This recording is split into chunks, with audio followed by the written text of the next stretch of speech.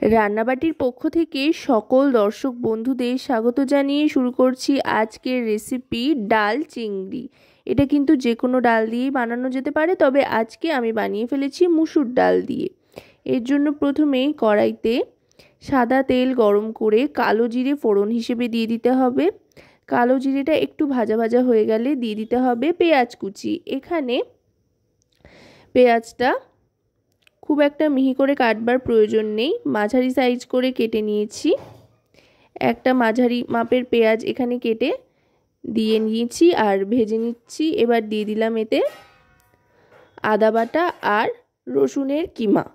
আদা আর রসুনটাকে কিন্তু এবার পেঁয়াজের সাথে ভেজে নিতে হবে। আর তার সাথে দিয়ে দিচ্ছি টমেটোর টুকরো, মাঝারি সাইজের একটা টমেটো টুকরো করে দিয়ে দিয়েছি।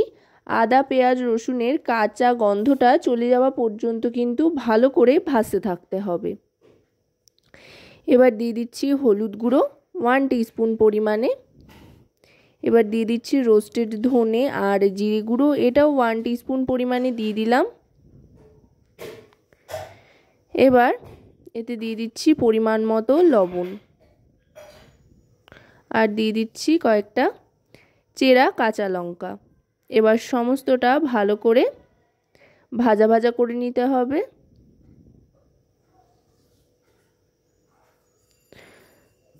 এবার গ্যাসের ফ্লেমটা মিডিয়াম টু লোতে রেখে এতে দিয়ে দিতে হবে চিংড়ি মাছটা। চিংড়ি মাছটা কিন্তু কেটে ধুয়ে পরিষ্কার করে রাখা রয়েছে, নুন হলুদ কোনো কিছুই মাখানো নেই। আর এটা কাঁচা অবস্থায় দিয়ে একই সাথে ভেজে নিচ্ছি। চিংড়ি মাছ যেহেতু খুবই নরম, সেই জন্য ভাজতে খুব একটা বেশি সময় লাগবে না। এবার দিয়ে দেবো মুসুর ডালটা। মুসুর ডালটা কিন্তু 1 থেকে 2 ঘন্টা মতো আগে ভিজিয়ে রেখেছিলাম। এখানে আমার হাতের 2 মুঠ পরিমাণে মুসুর ডাল দিয়ে দিলাম। এটা কিন্তু চাইলে আপনারা পাতলা করেও বানাতে পারেন ডাল হিসেবে, আবার একটু শুকনো শুকনো করে চচ্চড়ি মতোও বানাতে পারেন।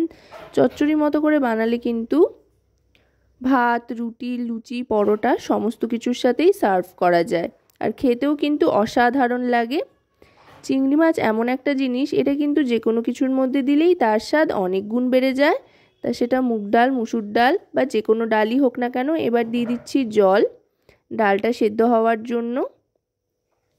ডালটা সেদ্ধ হতে খুব একটা বেশি সময় লাগবে না, যেহেতু মুসুর ডাল, তারপরে আবার বেশ খানিকক্ষণ ভিজিয়ে রাখা ছিল, ঘন্টা 2 মতো। জলটা দিয়ে ঢাকনা চাপা দিয়ে গ্যাসের ফ্লেমটা একেবারে মিডিয়াম টু লোতে রেখে 2 থেকে আড়াই মিনিট মতো অপেক্ষা করতে হবে।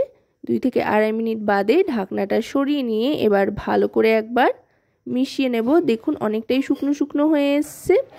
এভাবেই আমি কিন্তু সার্ভ করে দেব এরকম স্টেকচারেই। চাইলে আপনারা জল দিয়ে পাতলাও করে নিতে পারেন। এখন কিন্তু গ্যাসের ফ্লেমটা একেবারে লোতে রেখে দিয়ে দিতে হবে শাহি গরম মশলার গুঁড়ো আর দরাজ হাতে বেশ খানিকটা ঘি। গাওয়া ঘি দিলে কিন্তু এর স্বাদ একেবারে অতুলনীয় হয়ে উঠবে। আপনার বাড়ির রান্নার গন্ধ কিন্তু পাশের বাড়িতেও পৌঁছে যাবে। এবার ঘি আর গরম মশলা দিয়ে ভালো করে মিশিয়ে নিচ্ছি। মিশিয়ে নেওয়ার পর এবার এটা সার্ভ করে দিচ্ছি। আশা করব রেসিপিটি আপনাদের ভালো লেগেছে। ভালো লাগলে অবশ্যই রান্নাবাটি চ্যানেলটিকে সাবস্ক্রাইব করে লাইক শেয়ার কমেন্টের মাধ্যমে আমাদের পাশে থাকবেন, আর পাশে থাকা বেল আইকনটি অন করে দেবেন সবার আগে সমস্ত নতুন রান্নার নোটিফিকেশান পাওয়ার জন্য। আর যদি ফেসবুক পেজ থেকে দেখেন তো অবশ্যই রান্নাবাটি ফেসবুক পেজটিকে ফলো করার অনুরোধ রইল।